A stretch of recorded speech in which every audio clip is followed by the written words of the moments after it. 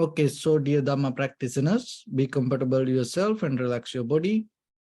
Keep your back straight, neck head straight in one line, and your right palm on your left. So gently close your eyes and bring attention to this bell sound. And while you're focusing to the sound, mentally relax your body, relax your mind, and relax your breathing with your thoughts. So do nothing extra. Just follow the sound, please.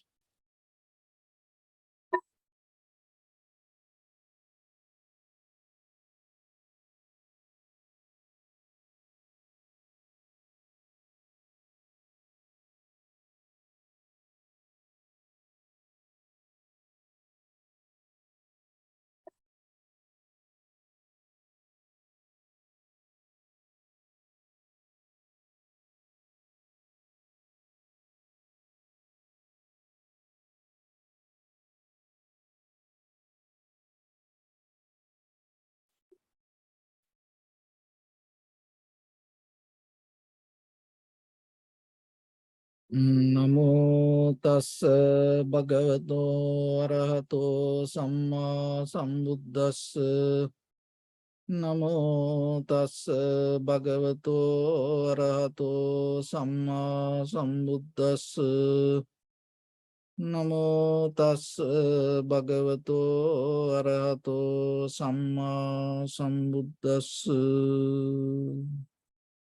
Homage to the Blessed One, the Exalted One, the fully enlightened One. So, dear Dhamma practitioners, before we start our practice session, as usual, we'll take few minutes for ourselves to become very clear with the practice we do here. So, when it comes to meditation, it is mainly we have to understand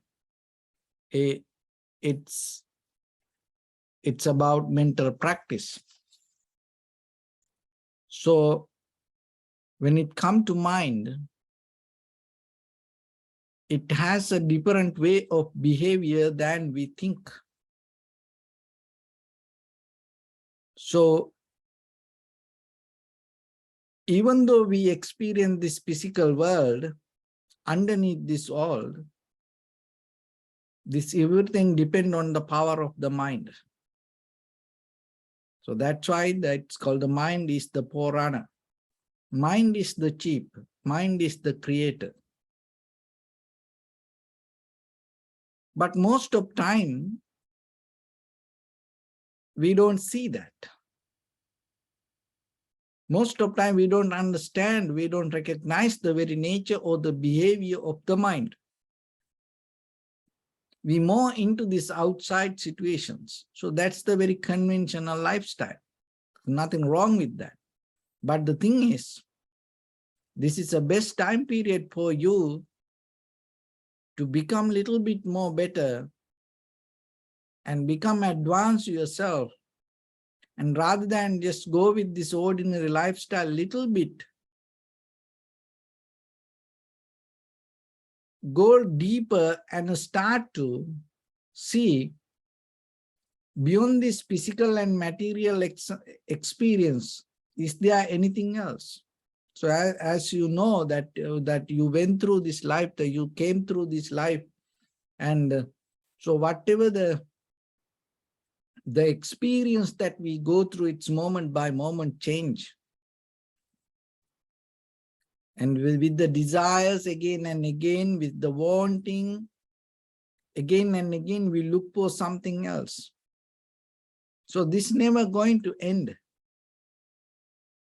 So then you can't just settle down with this conventional life, because there is no place to settle down like that.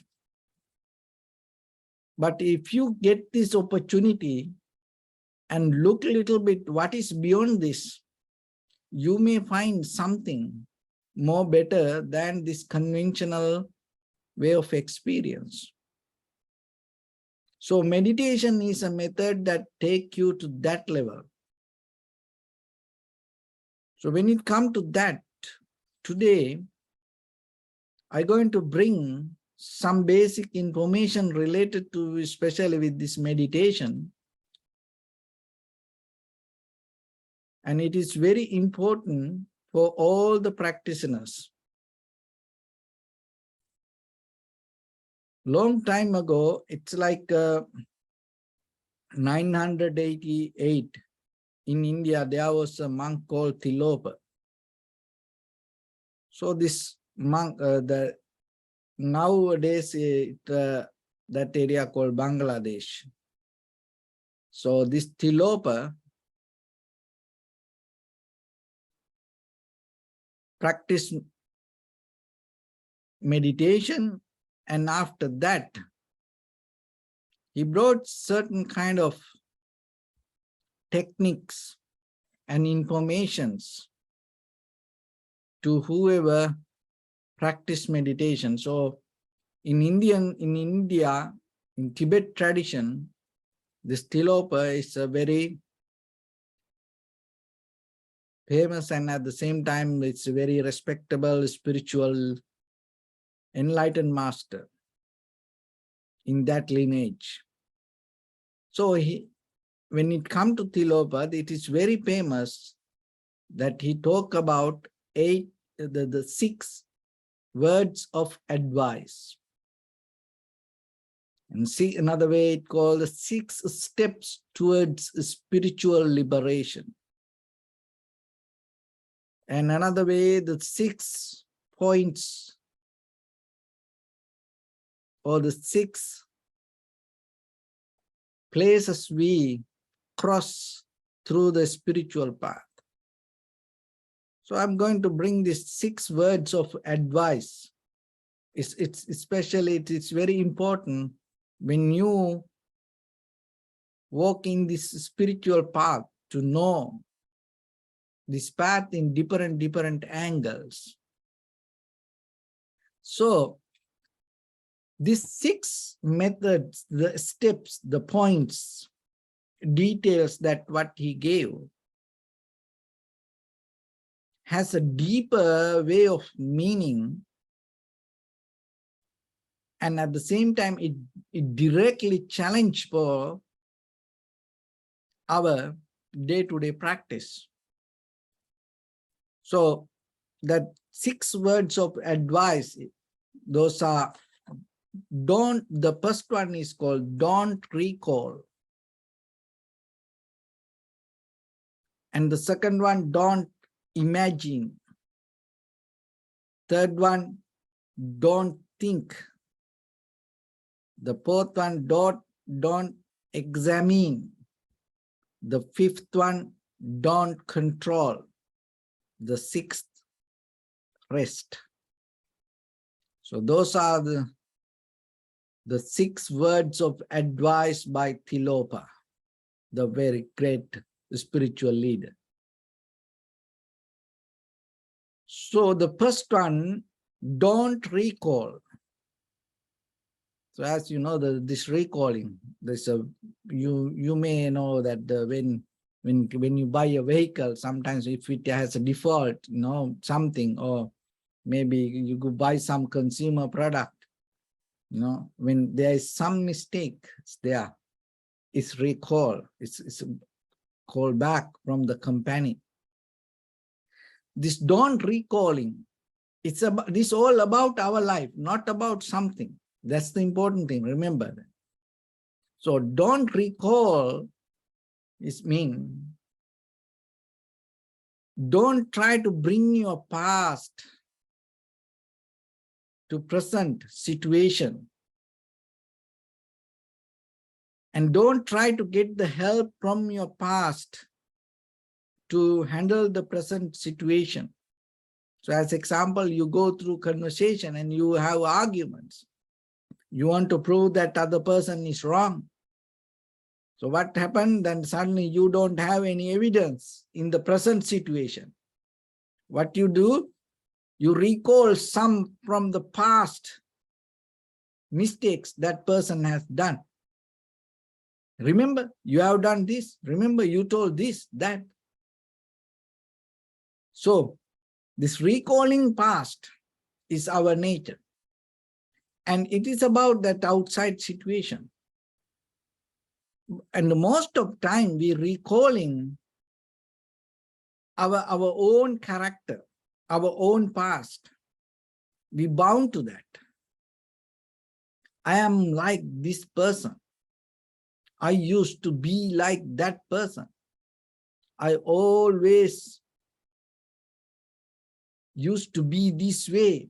So like that, we recall our own past. So that's why the first rule it called, don't recall.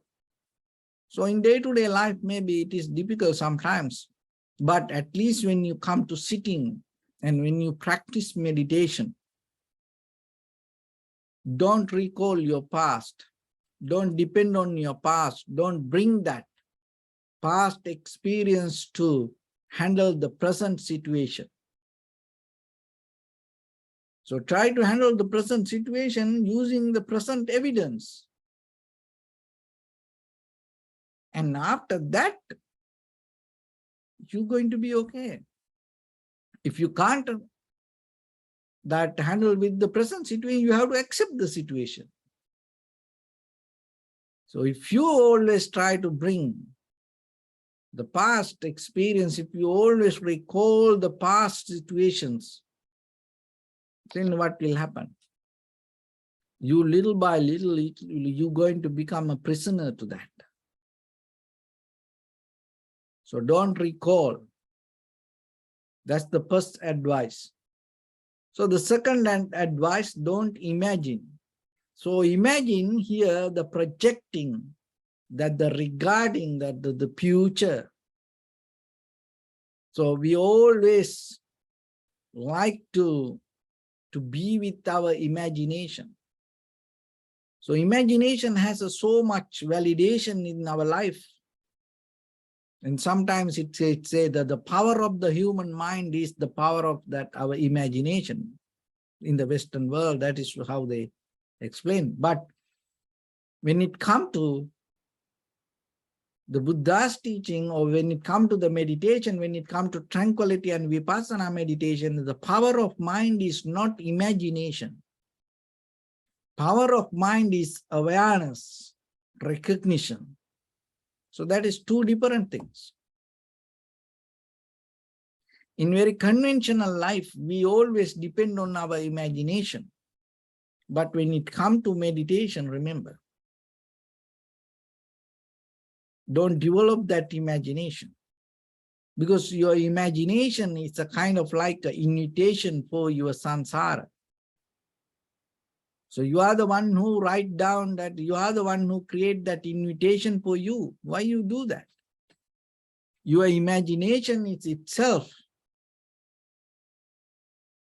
create a place for you to go in this samsara. For what? Because we already came through this samsara.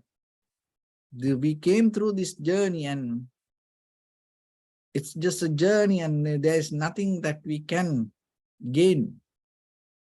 So for the future also the same. So then get out of the imagination, at least when you're in the practice. It is your own personal responsibility not to get into this imagination. So again and again, when you caught up in your own imagination, get out of it. When a situation comes, don't imagine regarding that situation. Go with the present moment of the evidence. So that's how you can settle down. Learn to go with the moment of evidence, that whatever you have within yourself. Otherwise, your imagination endless. It's the same like the universe. It can take you to any different direction. So you no need to create that. So the first one, don't recall. So that means don't bring the past to the present. And don't imagine. That means don't jump ahead to the future. And don't think. So here, what is that don't think mean deeply? It's a kind of like when a situation comes, out of that situation, we go round and round, up and down, and it's kind of like a whirlpool, and and it's kind of like a tornado. With one incident, we tangle and we create thoughts, ideas related to one incident, and bringing many ideas around it. And we create some kind of difficulty out of the moment of any experience. And we get into unnecessary complicated situation inside our mind. It make you more disappointed, unhappy, and it take you to the doubt. Because remember that this is very important. You have to understand.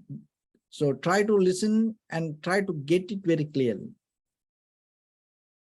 Your brain has a very limited capacity. So the brain is always in survival mood. But your mind is so bigger than your brain. So the mind doesn't have that kind of limitation. But your thoughts more depending from the brain. So if you go with that pattern, what will happen? Always it will look for how to survive. And it always go with the repetition. It always look for some kind of satisfaction. But the mind is so more bigger than your brain, and the mind has so much capacity. It's like the nature of the water. So the mind has ability to adapt to any situation. But the brain has ability to survive. Brain doesn't have ability to adapt. When the brain cannot survive, what happened? It shut down. That's the very nature of our whole system that work with the brain. The nerve system, the muscles. When you can't handle the situation, you pass out.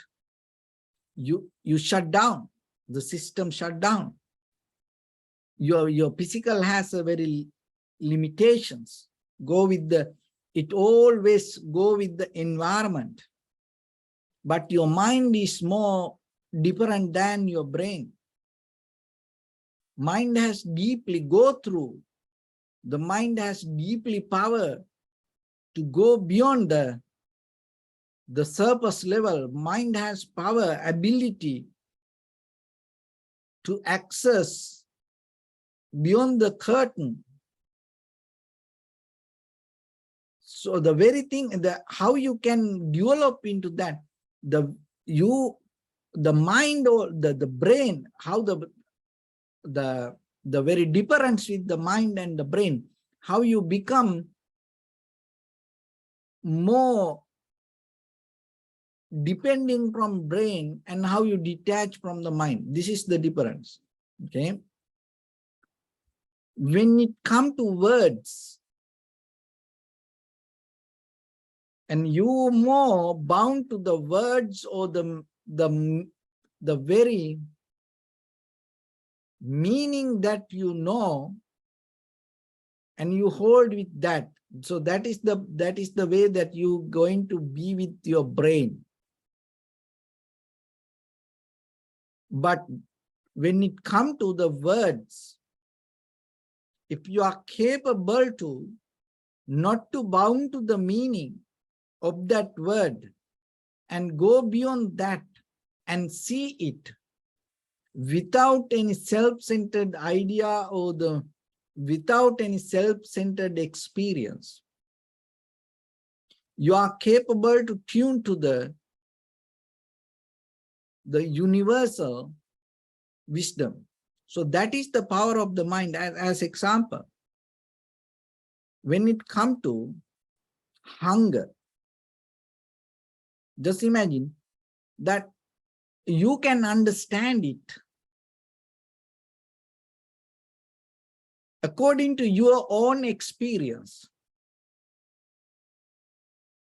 And for that, you have to have kind of like help from the words, that how much the words that you know, according to that, your understanding going to become different, because that is the nature of the brain.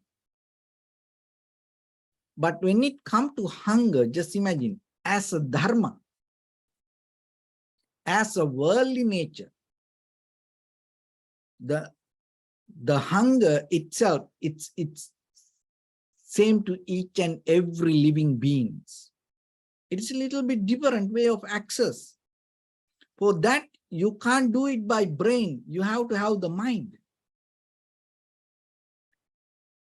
So lunch box, that your lunch plate, your dinner plate, your brain has ability to access to that related to, it is your, oh, my lunch, my dinner plate. Your brain can maintain it, manage it, and hold it and protect it. And you can keep it very, very nice way. That's what your brain does. But when you go with the mind, it is so different. In that, your dinner plate or your lunch plate, you can see entire universal connection.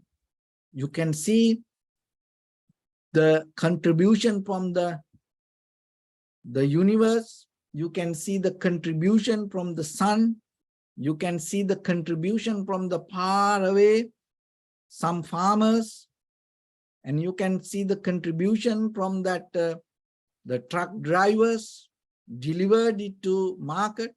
And you can see that whoever that the people used to work in that market, and the blood, their sweat, their energy in your dinner plate.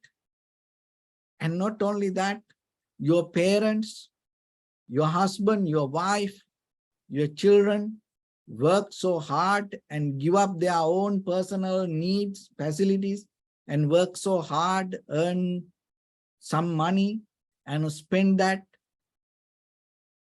and buy some food, vegetables, and bring it, and then cook it and bring it to plate. And now in front of you, you see your dinner plate. But it is not just the self-centered moment of experience. It is a universal experience. So that is the difference with when you go with the mind and the brain. But in a very short term, to survive, we need the brain. We need these all organs. But at the same time, if you just become comfortable with that, you're not going to grow deeper level. So that growth happens when you transform from brain to your mind, from just word to deeper, the higher, the complete meaning. Not the meaning just carried by the word related to the environment or the moment. So when it comes to the mother or the father, that, or the child, or the husband, wife, you can personalize that word to relate it to whoever the person around you. But Just imagine when it comes to motherhood, when it comes to the fatherhood, that the meaning of the mother, you can't bring it to words. Words not enough to explain the very nature, the very meaning of the mother, that you can't explain by words the very meaning of the father. It is totally different. But when you tune to the mind, you are capable to grab that, understand that. But if you go with the brain, you can't. You can get some kind of, it's kind of like you can touch the shadow, that's it. So that's why here it said don't think. That's why the Tilopa, this spiritual master, in his 6 words of advice, it's mentioned as the 3rd advice. Don't think. What does that mean deeply? That's mean don't be limited to your brain. How beautiful it is. Try to access to your mind. So that's why when it comes to your practice in day-to-day life, in certain situations, and don't try to develop this thinking ability, thinking pattern, because you become very limited to the words. And the 4th one is very important. It's don't examine. So here, what is that don't examine means? Because that when it comes to Vipassana level, it mentioned that to develop the examine nature, develop analytical mind, examine deeply. But here, this Tilopa, in his 4th advice, it's mentioned, don't examine. What is that? Because it is not about that what is the Vipassana level of examine. Here, this is in the very conventional level of examine. Why it say don't examine? Because most of time we get into examine when we have the disturbed mind. That's why. So otherwise, in a very conventional life, if you are come to very tranquility mind, you're not going to examine anything because you are capable to see things as it is. When you are capable to see things as it is, there is no need to examine about it. So when you come to examine something, what does that mean? Itself in the beginning, that you are already got disturbed out of that experience. So when you are disturbed, out of that disturbed mind, when you try to examine, you're not going to get the right result. So that's why when we go towards this tranquility meditation, tranquility state of mind, this is very important. Calming down and just settle down with the whatever the primary mental object is very necessary. So because once you calm down, you're going to go to different level of nature, different level of recognition. So in that level, it is totally different. But before we go into that, in the very conventional level, is always, if we try to examine something with the disturbed mind, we're never going to find the clarity. And if you have the undisturbed mind, you're not going to examine, because you have the tranquility mind. See the difference. So that's why it's very, very, deep that when he mentioned that here, These all 6 points. As the fourth one, that don't examine. So now you have to be very clear what it means. And the fifth one, don't control. So that's also very important, because sometimes people, when it comes to meditation, sometimes people say, it's controlling mind. Who control who? So you control your mind. What does that mean? How you can do that? So if you control your mind, that means you are different, your mind is different. And then it develops the self-centered mind again and again. And then you deeply inject to your subconscious mind, there is somebody. And what we can control? Just very simple things, can we control our body? And we may that we bring these words like remote control. And these control words, control board. Those are the things that manipulated that inside us also. But it doesn't make that, you control it. It's totally different. When you go to the very connotation of the control, and when you go into the very mechanism of remote control, it is totally different. It's like we play kind of like a word game to cheat ourselves. That's what happens. It's like sugar-free. There's not, that whatever you eat, maybe it's a sugar-free. It's not like that. It's sweet, you can't, get out of the sugar. If it is something sweet, sugar should be there. Without sugar, sweet can't exist. And another thing that nowadays a lot of people, so passionate about this white egg. So when it comes to egg, they some take out the yellow. But the thing is, without yellow, there's no egg.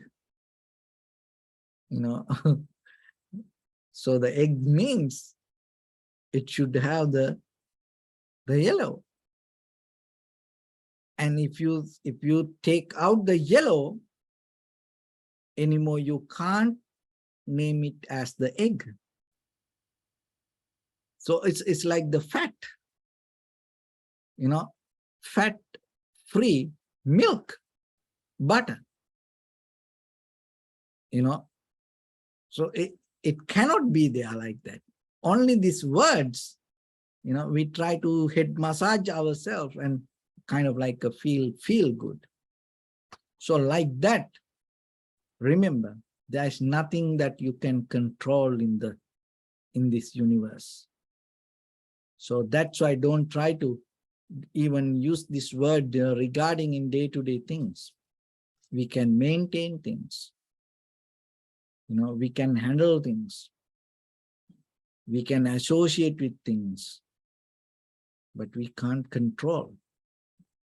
So what you can control inside you? Even you don't know who you are. Even you don't know what is happening inside this body. You don't know. No, I don't know. You don't know.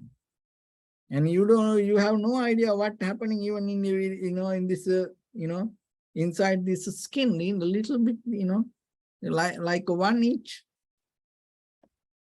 We don't know. We have no idea. So then how we can control? If we don't know who we are, if we don't know what is happening, how we can control it? So then if you don't know who you are, you can't control you. If you don't know who you are, how you can know your husband or the wife or the children or the parents or the brothers, sisters or the animals or the plants or anything? How you can? Because you don't know what it is. So if you don't know what it is, how you can control it? You can't. So then we have this wrong idea about controlling mind. You can't. So don't go in that way. When you go in that way, what will happen? We manipulate, we going kind of like a wrong way. We get into unnecessary tangles. Everything become a puzzle. And one day you become so unhappy, sad, worried, disappointed. Why? Because one, you believe, oh, I can control, I controlling. And one day you recognize, no any result, nothing happened. Everything came against you. So that day you become so unhappy. So don't try to control anything. Just let things to be there as it is. That's the best. Not controlling, not overtaking. We can't. So don't go there. Even just as idea. It is a very wrong way of idea. Look at the humanity. Look at the history. You know, look at how people try to control the people or the nations or the world or the environment. Look what's happening. Where are we going? Where are we heading? So that's why, bring the harmony. Be with it rather than controlling. It is totally different. So then in the very first level, you have to remember with whatever the thoughts come to you, don't try to control. Don't try to push away or, hold it. No, just let it be. So that is the power that you develop. Let anything to be. And once you allow it to settle down, you're going to recognize it's a totally different way of nature.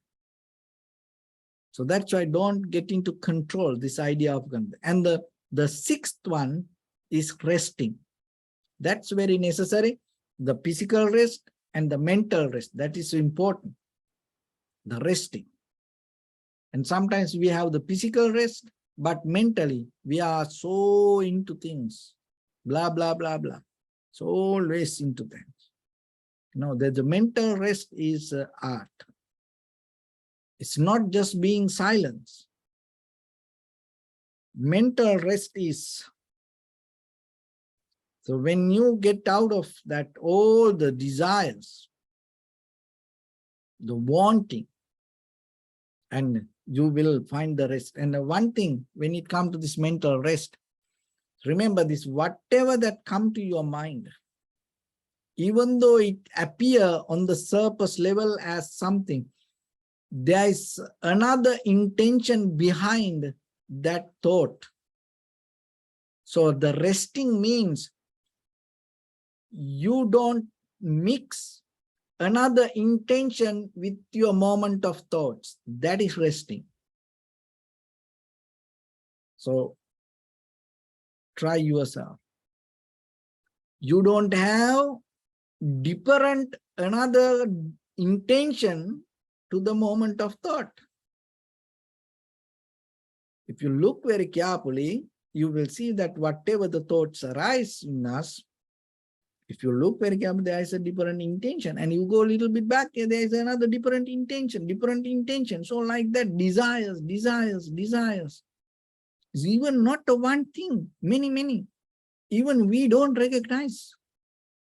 That's why the mental formations or the sanskara or the history always push us forward. And now we have no power even regarding holding to the present moment. So that's why through this meditation, it allows you to see that. So the greatest spiritual master was in India and in the present Bangladesh, and gave this 6 words of advice. And it was a very great and a deeper level of meditation practice, especially when it comes to tranquility state. So first one is don't recall. That means don't remind your past, don't bring it to the present, and don't imagine, don't project, don't go to the future, and don't think. That means don't empower your brain, forgetting your mind. Just try to settle down with the mind, because mind is the power. Mind is the forerunner, not the brain. So try to be with the mind and access to mind. It bring more space for you. And don't examine. That means don't go with the disturbed mind to look something, and don't control. So don't have this self-centered idea to overtake something or the manipulate something or interfere to any nature. Just allow everything to be there as it is. And finally, get into the rest. So the rest means let whatever the experience be in that very moment. Don't get the help out of your any desire behind that experience. So that way you get into the complete rest. So with that, let's get into practice little bit ourselves now.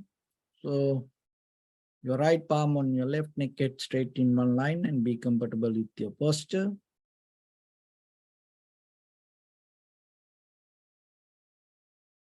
Bring attention to your body and scan head to toes yourself and say Sopateva, or may I be well and happy 3 times.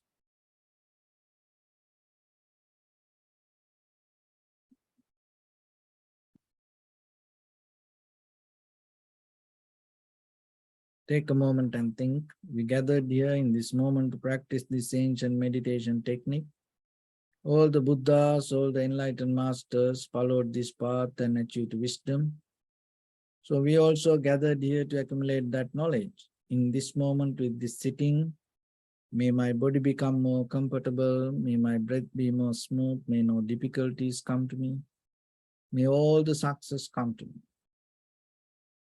Also think for a moment, this is the last moment we're spending in this very lifetime, and detach your mind from all your past memories and as well as any kind of future thoughts. Just try to remain in the present moment, observing the sensation of your inhalations and exhalations. So in the beginning, deeply and gently, breathe in, breathe out 3 times and find the sensation, please.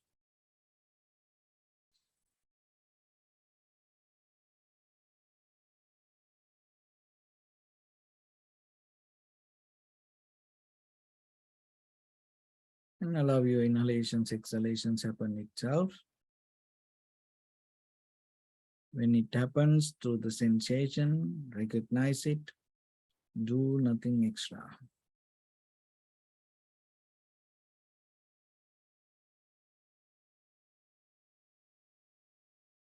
If your mind go here and there, bring it back again and again and just settle down.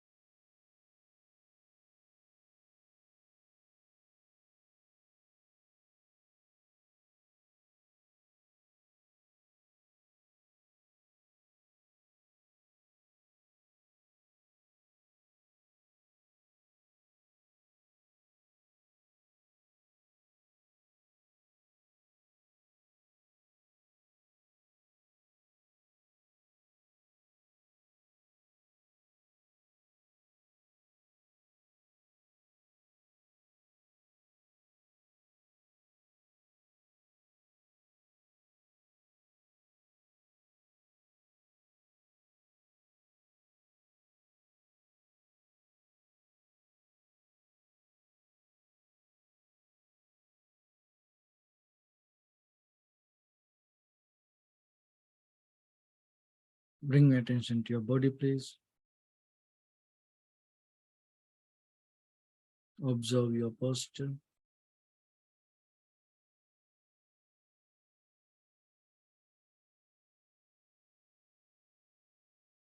We cultivate loving kindness and compassion in our heart and radiate it as a light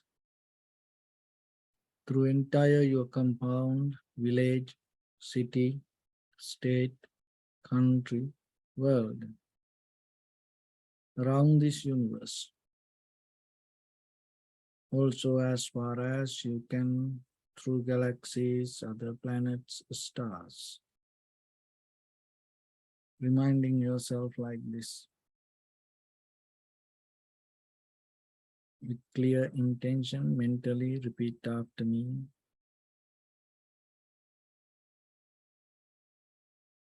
May all living beings in this universe be well and happy.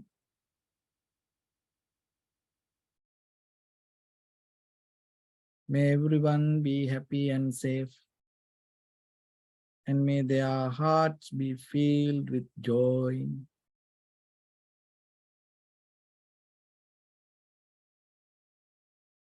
May all living beings live in security and in peace.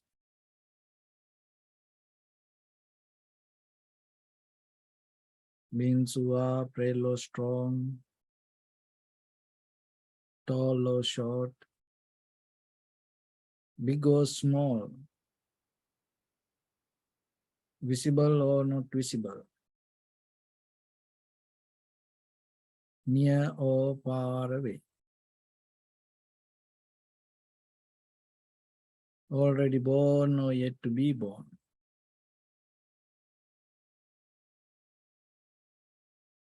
May all of them dwell in perfect tranquility.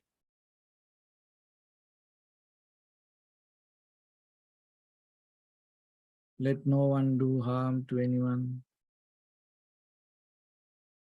Let no one put the life of anyone in danger.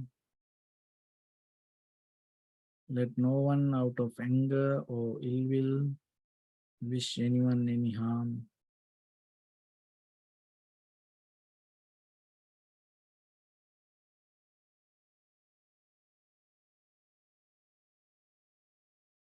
Expand the loving kindness and compassion beginning from your heart forward.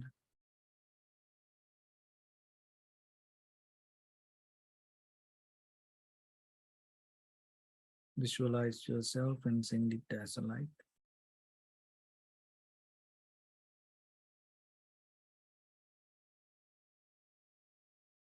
To your backside.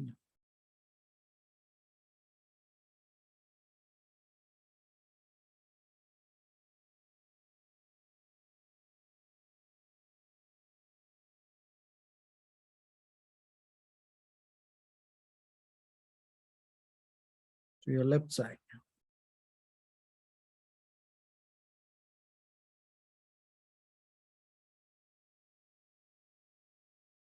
And to your right side.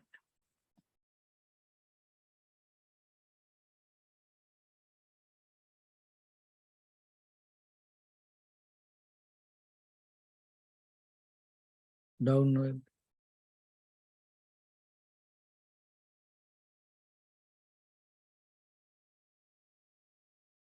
And upward.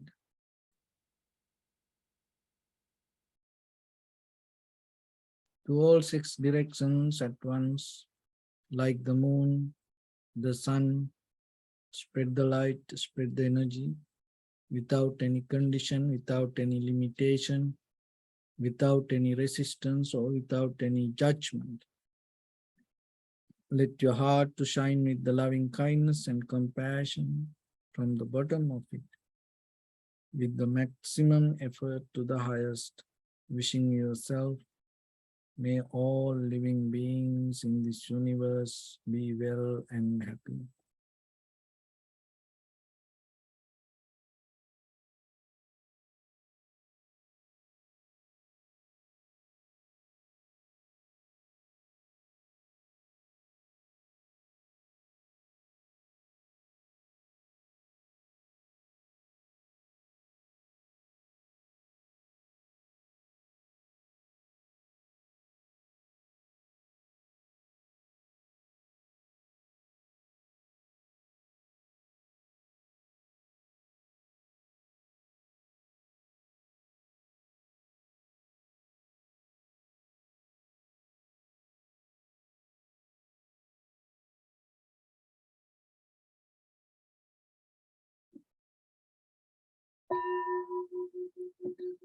Say sadhu, sadhu, sadhu. So first of all, we offer this practice to the great qualities of the Buddha, Dharma, and the Sangha. And also by the power of this meritorious deed, may all of us attain to the supreme bliss of Nibbana.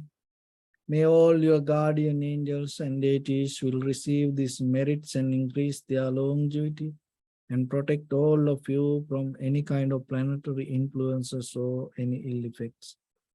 Ettavata cha ammihi sampadam punya sampadam sabbe deva numodantu sabba sampatti siddhya sabbe bhuta numodantu sabba sampatti siddhya sabbe satta numodantu sabba sampatti siddhya imaya dhammanu dhamma patipattiya buddham pujemi dhammam pujemi sangham pujemi Addaya imaya patipattiya jati jara vyadhi maranam ha paridunjissami idamme punya kammang asavakkaya vahang hotu sabba dukkha pamuncatu. Bless you.